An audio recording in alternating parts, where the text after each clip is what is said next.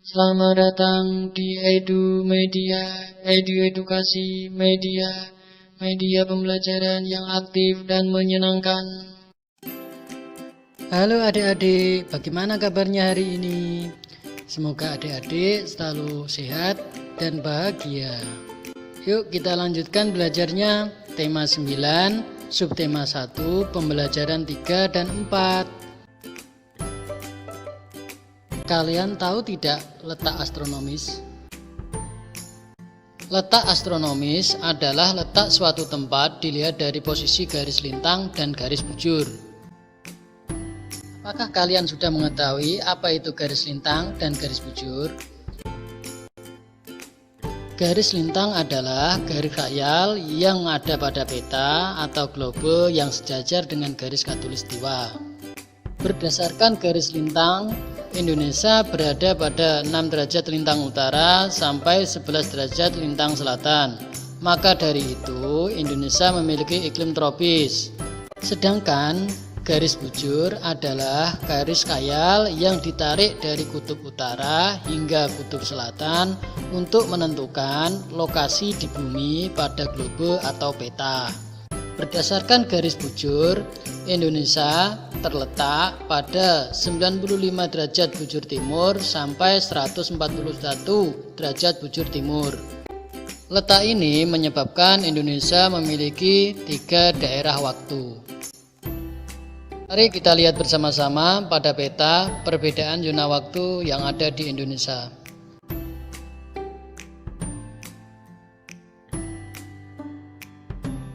Apakah tempat tinggal kalian berada pada salah satu kota tersebut?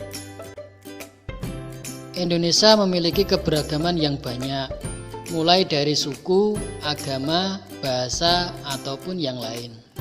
Sehingga sekolah di Indonesia memiliki keanekaragaman. Misalkan dalam satu kelas terdapat bermacam suku dan latar belakang keluarga yang berbeda. Hal ini membuat persatuan dan kesatuan dibutuhkan dalam lingkungan sekolah. Bisa dibayangkan jika di lingkungan sekolah tidak ada persatuan dan kesatuan, maka di sekolah tersebut hanya ada perkelahian dan permusuhan saja. Manusia sebagai makhluk sosial tidak dapat memenuhi kebutuhannya sendiri, pasti membutuhkan orang lain. Oleh karena itu, persatuan dan kesatuan sangat dibutuhkan dalam kehidupan mereka. Berikut ini sikap atau perilaku yang mencerminkan perwujudan persatuan dan kesatuan di dalam kehidupan bermasyarakat. Yang pertama, bergaul sesama warga masyarakat tanpa membeda-bedakan suku, agama, ras, ataupun aliran. Yang kedua, saling tanggung jawab dalam membersihkan lingkungan dengan mengadakan kerja bakti di lingkungannya. Iklan. Seperti pada pembelajaran kedua, iklan adalah pemberitahuan mengenai suatu barang atau jasa kepada masyarakat umum.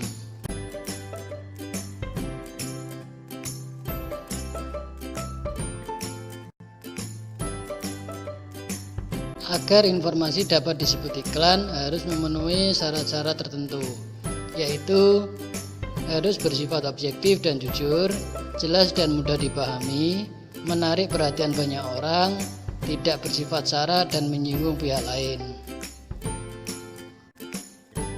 Ada beberapa jenis iklan, antara lain 1. Iklan komersial.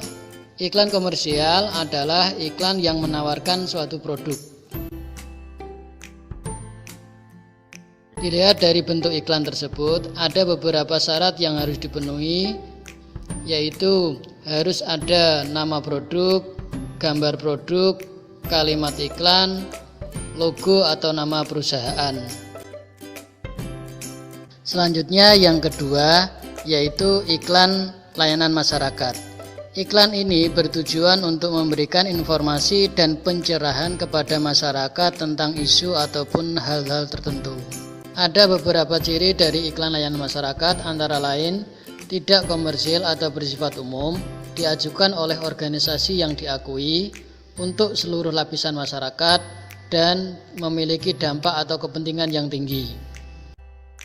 Setelah kalian mengetahui tentang iklan, Mari kita saksikan salah satu contoh iklan yang bertujuan untuk meningkatkan persatuan dan kesatuan dalam kehidupan berbangsa dan bernegara di Indonesia.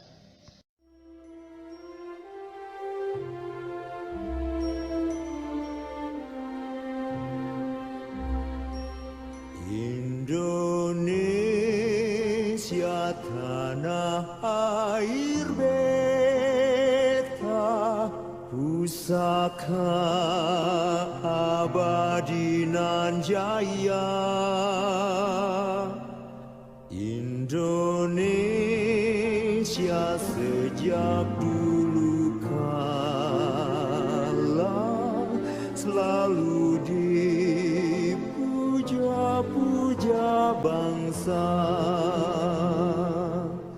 Di sana tempat lahir beta, dibuai dibesarkan bunda, tempat berlindung di hari tua, sampai akhir menutup mata.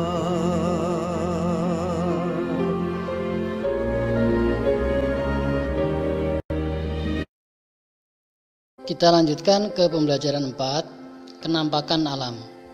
Apakah kenampakan alam itu? Kenampakan alam adalah segala sesuatu di alam yang merupakan hasil dari peristiwa alam. Kenampakan alam terbagi menjadi dua, yaitu yang pertama kenampakan alam daratan dan yang kedua kenampakan alam perairan.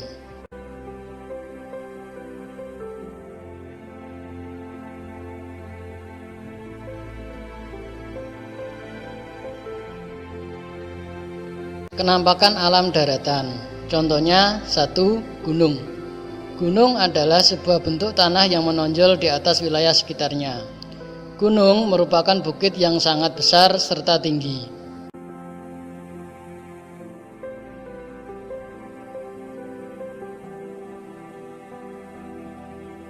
2. Dataran tinggi.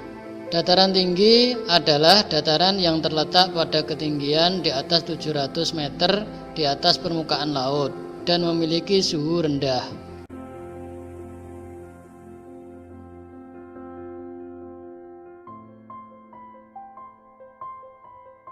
Dan yang ketiga, dataran rendah. Dataran rendah adalah hamparan luas tanah dengan tingkat ketinggian kurang dari 200 meter di atas permukaan laut.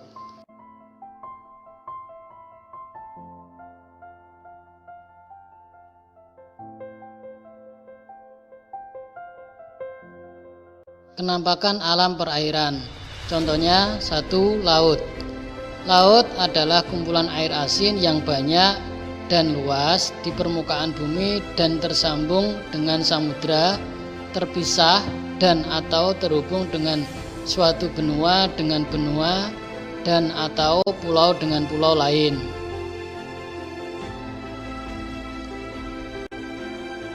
2. Danau. Danau adalah cekungan besar di permukaan bumi yang digenangi oleh air, bisa air tawar ataupun air asin, yang seluruh cekungan tersebut dikelilingi oleh daratan.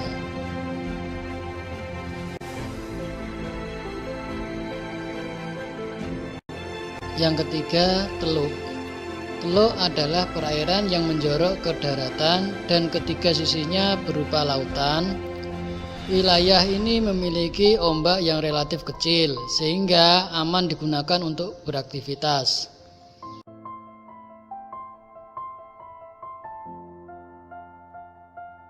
Indonesia adalah negara kepulauan, yang wilayahnya terbentang dari Sabang sampai Merauke, yang terdiri dari banyak keragaman suku, budaya, bahasa, ataupun yang lain.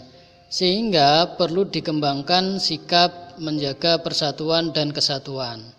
Manfaat dari menjaga persatuan dan kesatuan adalah yang pertama, menumbuhkan sikap saling menghargai. 2. Menghindari perselisihan dan permusuhan ketiga, menjalin kerjasama antar warga. Keempat, supaya tidak terjadi perpecahan. Yang kelima, terwujudnya kehidupan yang seimbang, selaras